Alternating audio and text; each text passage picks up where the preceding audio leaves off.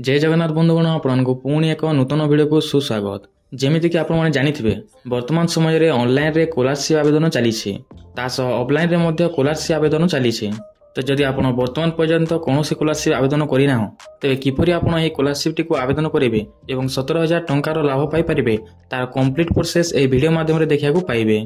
तेणु video T बिना skip करके शेष पर्यंत देखु। तो यही ऑफलाइन स्कॉलरशिप टी 9, 10 और 11 पिला रही। तो प्रथम स्कॉलरशिप नाम होची शहीद माधव सिंह हाथ खर्चा योजना एवं द्वितीय स्कॉलरशिप नामटी होची प्री मैट्रिक स्कॉलरशिप। तो ये उभयतक स्कॉलरशिप ऑफलाइन माध्यम रे हेबो। तो यह किपरि आवेदन करेंगे, कौन सब डॉक्यूमेंट लागिबो एवं केमिति पैसा तक पाइबे से सबू ए वीडियो माध्यम जानिया को पाइबे। तो चलंतु डेरी न करिके ए वीडियो टी को आरंभ करिनेबा। तो यार डिटेल जानिया को हेले प्रथमे आपण कौन से एक ब्राउजर ओपन करिनेबे। ब्राउजर टी को ओपन करि सारा पर सेथिरे आपण स्टेट स्कॉलरशिप सर्च करिनेबे। एतिकी सर्च कला परे आपन आगे एपरी एक इंटरफेस देखा मिलिबो। तो एठारे प्रथम आपको जो लिंक देखा मिलिबो तारी ऊपर क्लिक करिनेबे। देन टिके लोड नेबो एवं आपन आगे एपरी एक इंटरफेस देखा मिलिबो।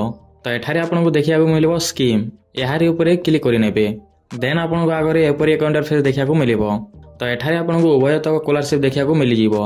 तो एठारे आपको प्रथम देखा मिलिबो शहीद माधव सिंह हाथ खर्चा योजना एवं यार लास्ट डेट टी होची 31 डिसेंबर 2025। एठारे आपको यार बेसिक डिटेल टी देखा मिलिबो एवं एठारे आपको देखा मिलिबो व्यू डिटेल, यार ऊपर क्लिक करिनेबे। देन आपको आगे यार एलिजिबिलिटी डिटेल टी देखा मिलिबो।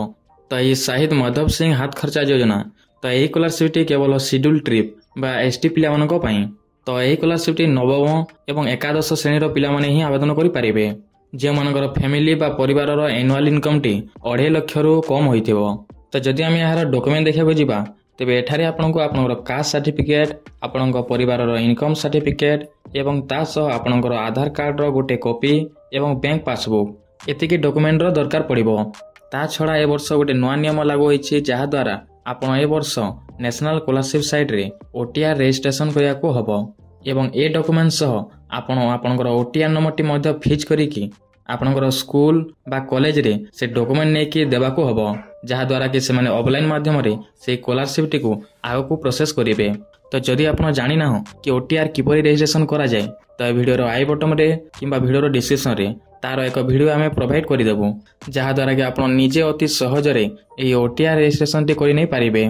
तो यार विषय रे अधिका किछि जानिबा को हेले एठारे आपनको देखा मिलिबो गाइडलाइन एवं एठारे आपनको गोटे पीडीएफ देखा मिलिबो। तो ये पीडीएफ ऊपर क्लिक करिकि आपण यार अधिकांश डिटेल जानि नै पारिबे।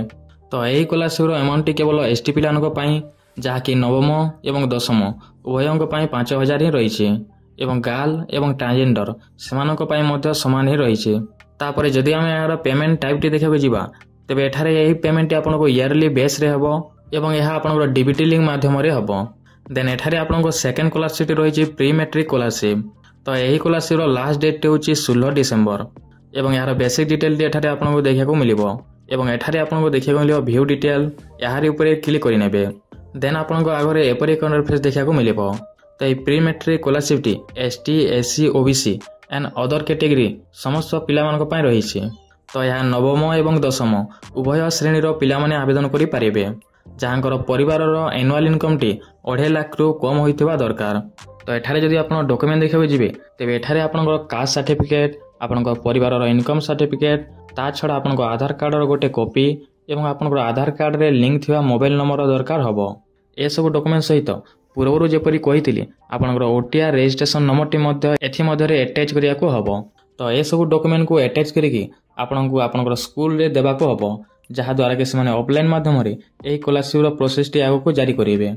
तो यही स्कॉलरशिप विषय जदि आपण अधिका किछि जानिया को चाहुथिबे तबे एसटी पिला माने फर्स्ट पीडीएफ ऊपर एवं एससी पिला माने सेकंड पीडीएफ एवं अदर कैटेगरी रो पिला माने एही थर्ड पीडीएफ ऊपर क्लिक करिनेबे जहा द्वारा कि आपण पीडीएफ टी एपरि भाबरे ओपन होई जिवो एवं आपण जहा किछि जानिया को चाहुथांती एही पीडीएफ टी को देखिकि आपण जानि नै पारिबे।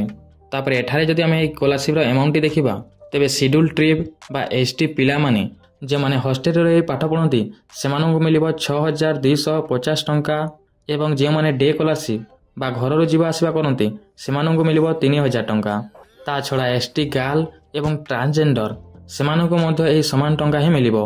तापरे शेड्यूल कास्ट बा एससी बॉयज जे माने हॉस्टल रे पाठ पढंती तांको मिलिबो 7,000 एवं जे माने डे स्कॉलरशिप तांको मिलिबो 3,500 टंका। ଏବଂ ଏହା ଏସସି ଗାର୍ଲ ଏବଂ ଟ୍ରାନ୍ସଜେଣ୍ଡର ଉଭୟଙ୍କ ପାଇଁ ସମାନ ରହିଛି।